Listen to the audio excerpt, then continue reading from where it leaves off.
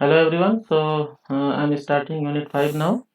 So in this unit you will learn about the synchronous motor drives, and also you will learn about the brushless DC motor drive system. So in the last class I given some PDF file that is about the basic concept of synchronous motors, its construction, working, and basic equations, and equivalent circuit diagrams. I hope that you have gone through that PDF, and some basics I'll discuss in this lecture, but if you want to learn the concept about synchronous motor in detail, you can again go through that PDF file. So in this lecture I'll take some basic concept that I given in the last lecture, and I'll also take forward those concepts how to use in electrical synchronous motor based drives. Okay.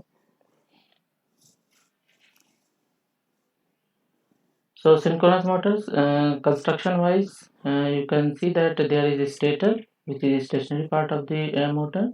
Then there is rotor, which is rotating part of the motor. Both stator and rotor, they will have windings. Conductors are there. Okay. So in stator, the three-phase supply is given, and there will be induced voltage in the stator winding, and that induced voltage will produce flux in the air gap. That flux in the air gap will cross that air gap and will link the conductor in the rotor circuit. Okay. So again, as you know that the synchronous motor is not self-starting, so we require some kind of starting mechanism to run synchronous motor at synchronous speed. So they are basically running at synchronous speed. That is determined from the supplied frequency. Okay. So there are two types of rotor construction. One is cylindrical rotor. One is round or cylindrical rotor, and another is salient pole rotor structure. Okay. In cylindrical, actually, there is a cylindrical shape, and the slots are there in the cylindrical rotor, and the conductors are placed in those slots. Okay. So dot means the conductor wire is coming out, and cross means the conductor wire is coming inside that. Okay. So based on that they will form north and south poles. Okay. Cylindrical rotor, they are running at fast speed. So normally there are two poles in cylindrical rotor, and if we are having 50 hertz supply, so the synchronous speed will be 3000 rpm. Okay. Similarly, you can see that in salient pole rotor structures, they are actually low running. They are running at low speed because we are having normally more than two poles in the salient pole rotor structure. Okay, so we are having damper bars, and we are having field winding, rotor winding. Okay, so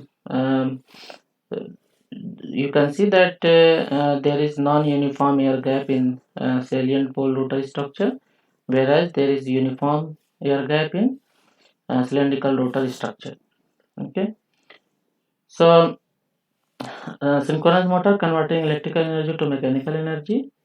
However, synchronous motors are not self-starting, contrary to induction motors. So three-phase induction motor, as you have seen that it was self-starting, but say synchronous motor, they are not self-starting. Okay, and we are supplying AC supply to the stator winding, and DC supply is given to the conductors on the rotor windings. Okay, uh, so rotors are supplied by DC power, and armature are fed by three-phase AC power. And again, the winding in the stator are balanced three-phase distributed winding. Okay, that is important to produce three-phase to produce rotating flux in the air gap. It is important to recall that general expression of electromagnetic torque. You can see that torque was proportional to the flux in stator from the stator winding and flux on the rotor winding. Okay, and angle between them. So you can see that since rotor is supplied from the DC DC supply. So flux in the rotor is stationary, but the stator flux, it is rotating at synchronous speed. Okay, so in one cycle you will find that the this delta is keep on changing. Okay, since it is not fixed, the angle between the stator flux and rotor flux keeps on changing, and in one cycle the average will be 360 degree. It will change by 360 degree. Okay, so sin 360 actually it will be 0. So average torque will find that on the rotor is 0. That's why rotor will not start. Okay, so this is the mathematical description why synchronous motor is not self starting. Okay, again there is a graphical representation to explain that concept why it is not self starting. You can read from here. Okay, and synchronous speed, you know that it is given by 120 f upon t. So for the starting of the synchronous motor, what we do, we use these methods, that is by having an external motor, or by having damper winding, or by variable frequency stator supply. So external motor means the rotor is coupled with some kind of DC motor. So that DC motor is first supplied. That DC motor actually will rotate this rotor of the synchronous motor. So it is directly coupled with the motor, this synchronous motor, and DC motor will rotate this synchronous motor rotor, and it will achieve the when once it will achieve the synchronous speed. Now the supply is disconnected from the DC motor, and the DC motor now will act as DC generator, and the output of that will be again fed back to the rotor winding conductors. Okay. Second method is damper winding. Use of damper winding. You can see that damper conductors are placed here. Okay, and they are supplied with the AC supply. And once the motor achieve the synchronous speed, that supply is disconnected. Okay. Also damper winding, whenever there is a transient and the speed deviates from synchronous speed, in that case again there will be induced voltage in the damper winding, and it will bring back the motor into synchronous speed. So it will bring back into synchronism. Okay, that's why it is called damper winding, because it is damping out any transients in the system. Another method is by having variable frequency stator supply. So at the start we give very small frequency at the stator winding. Then as the speed picks up to synchronous speed, we have to provide full frequency supply to the stator winding. But this is costly method. Normally we are using damper winding method or external motor methods.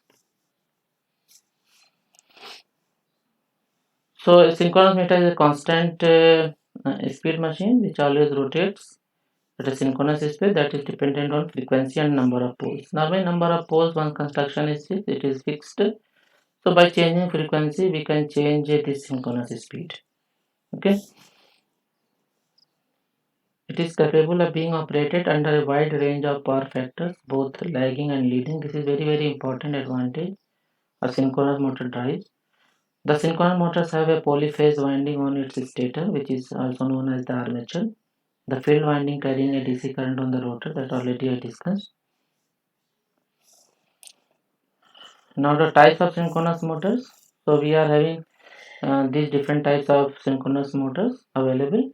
Wound field motor, that is mostly used. That is cylindrical rotor wound field or salient pole. Then permanent magnet motors. So in permanent magnet motors, actually, instead of having windings on the rotor side, we are using permanent magnets to generate the flux on the rotor. Okay, so the construction will be simple, but there will be no control on the flux generated by the rotor circuit. Okay, so again permanent magnet motor, they are classified as surface mounted permanent magnet synchronous motor, interior or buried permanent magnet synchronous motor, synchronous reluctance motor, permanent magnet assisted reluctance motor, synchronous reluctance motor, then hysteresis motor, then brushless DC and AC motors. Okay, so in your syllabus actually you have to learn about wound field motor drive system and brushless DC motor drive system. Okay, so in the wound rotor, the rotor steel structure can be either cylindrical or salient like. In this case, the rotor winding carries DC delivered through slip rings. Okay, so DC supply is given to the rotor circuit with the help of slip rings or through a rectified voltage of an inside out synchronous generator mounted on the same shaft. In the permanent magnet rotor type, instead of supplying DC to the rotor contains permanent magnets. The effects of permanent magnet rotors include the rotor flux can no longer be controlled externally because once the magnets are fixed on the rotor circuit, the flux will be fixed. It is defined by the magnets and the geometry. The machine becomes simpler to construct, at least for small sizes. So they are used for small sizes because the flux is quite weak in permanent magnet synchronous motors. So there are a lot of methods to control synchronous machine drives to match the load requirements. So mostly we are using scalar control, that is V by F control, similar to that of induction motor drive that you have learned. So as you know that the voltage induced in the stator winding, again E will be equal to 4.44 frequency, flux and number of stator turns. So number of stator turns 4.44, they are constant. Okay, so induced voltage is proportional to product of frequency and flux. Okay, so if we are not changing V and we are changing only frequency, so flux will get affected. And as we know that the machines are designed at knee point and to utilize better magnetic materials of the machine and to avoid the saturation, so we need to keep flux constant in the machine. So for that purpose, if you are changing frequency, because synchronous speed you have seen that it is 120 f upon p, so speed we can change with the help of frequency. So if you are changing frequency, we have to change voltage at the same time in the same proportion so that flux is kept constant. So that method we call as scalar control method. Okay, then next method is vector control. Okay, so again vector control, there are a lot of there are a lot of method to achieve the vector control. One is field oriented control, sensorless vector control, direct torque control, that is very important technique, then flux vector control, and then space vector modulation control. Okay, so some of these vector control techniques I'll discuss in this syllabus, and scalar control of course you will learn in detail in this syllabus. So V by F control using static frequency changer is a basic control method. Now again, V by F control, how you can achieve? You can achieve with the help of voltage source inverter, like you have seen in the induction motor drives, or you can use CSI, okay, current source inverter, or you can use cyclo converters. All those three methods again can be implemented for synchronous motor drives. Okay, so V by F control using static frequency changer is a basic control method providing a variable frequency drive for applications like fan and pump. It provides fair speed and torque control at a reasonable cost. Sensorless vector control provides better speed regulation. Okay, so where speed regulation, precise speed regulation is the requirement, you can use sensorless vector control method. So these are advanced methods that if you will pursue power electronics and drives course in your masters, you will learn these methods in details. Okay, flux vector control provides more precise speed and torque control with dynamic response. Field oriented control drives provide the best speed and torque control available for AC motors. It provides DC performance for AC motors and is well suited for typical DC applications. Okay, so these methods and brief of these methods you should learn in this course. Okay, these are important things that may appear in the exams. Okay, so I advise you to go through some basics about these methods. So V by F or scalar control, you can see that the synchronous speed is dependent upon frequency. Number of poles one construction is done, it is fixed, either 2 pole, 4 pole or 6 pole depending on the rotor structure. So you can see that for controlling voltage here. Okay, so this actually we are only in this we are only controlling the frequency. Okay, so you can see that the frequency is controlled with the help of this inverter which is supplying to the stator, and the uh, controlled rectifier, okay, it is supplying to the rotor. So rotor the applied voltage to the rotor can be controlled from this. Okay, so voltage we are controlling here, and frequency we are controlling with the help of this inverter. So this is again three-phase voltage source inverter constructed with the help of IGBT devices. Okay, so this is useful for medium voltage drives, and this filter is used to filter out DC ripple after the rectification process. Okay, so you can see that if we are using diode rectifier here, and this is stator winding on the synchronous motor, this is the rotor winding. So to this inverter, okay, we are giving the reference voltage and frequency. So this inverter actually this inverter will control both voltage and frequency. Okay, and this is supplied with separate DC source. So there are two configurations. One is to control the DC voltage that is applied to the rotor winding. Another configuration and frequency is controlled by this voltage source inverter. So this inverter only controlling the frequency, and the voltage is controlled in this rotor winding. Okay, because we are supplying with this rotor circuit with the help of control rectifier. Here DC is fixed. Okay, so both voltage and frequency that is supplied in this inverter, that is controlled by this inverter. Okay, so in open loop frequency control, a separate control mode where the controlling of the inverter frequency is from an independent oscillator which determines the speed of the motor and the stator voltage that are directly controlled. In closed loop or self-synchronous control, the stator voltage can be controlled directly by varying the stator frequency. For example, by a signal obtained from a rotor shaft sensor. These signals are used as firing signal for thyristor gates. The inverter output supplies the three-phase AC motor. Okay. In this case, by monitoring the rotor position, so you can see that a closed loop operation. So the actual speed, we have to set some speed depending on the load requirement. Then these two speeds will be compared, and the error signal will be fed to the PI controller, and we are supplying this to phase controlled rectifier. Okay, so that will decide the voltage output. So DC output voltage is regulated in closed loop manner like this, and the ripple in the voltage that is obtained after rectification will be smoothened with the help of this LC filter.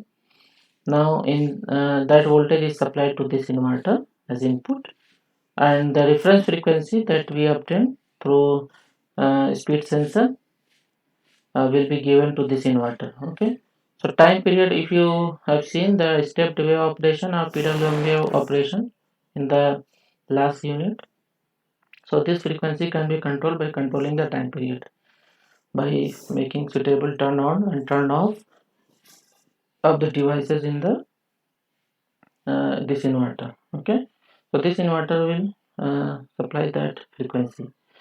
So voltage is controlled in closed loop by with the help of this phase control rectifier, and frequency is controlled by this inverter that is supplied to the stator motor, stator winding of the synchronous motor.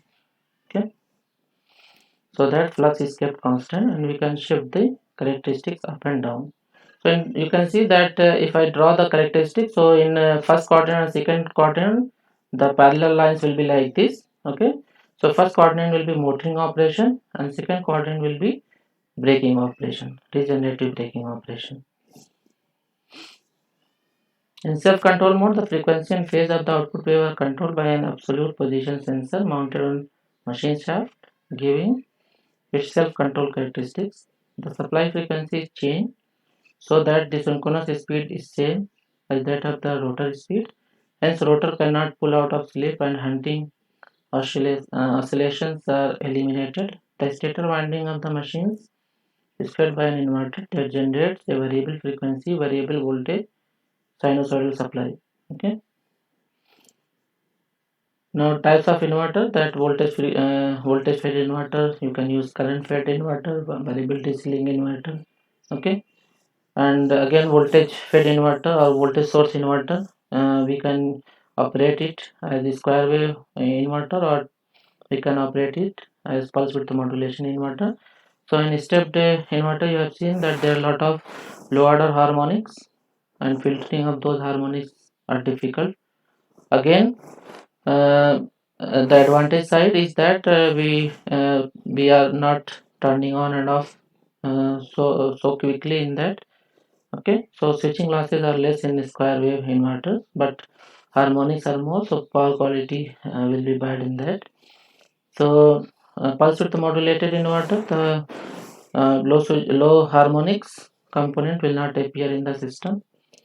Okay, so power quality is better, but again we are having more number of switching in a time period, so there will be more switching losses in the system. Okay, so uh,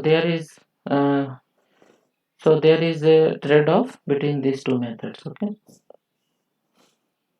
so advantages and disadvantages already I discussed for CSI and VSI drives. You can read from this slide. Okay, thank you.